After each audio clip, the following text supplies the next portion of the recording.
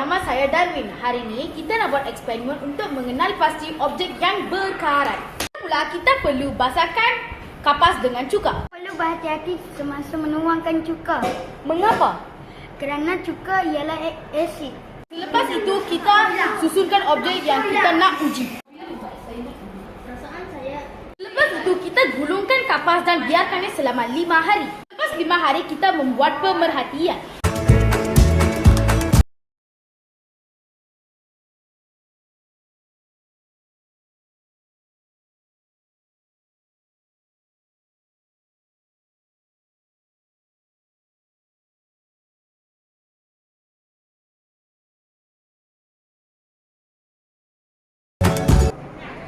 Hai, hari ini hari kelima. Jom kita buat pemerhatian.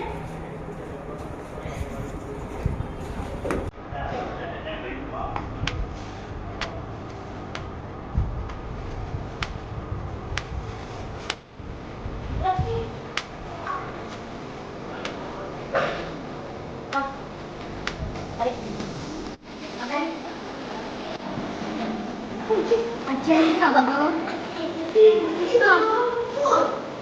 Tak payah. Tak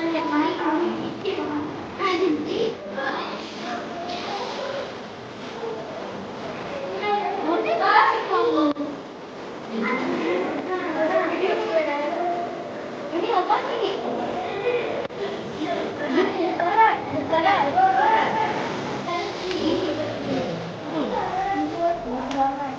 Karat.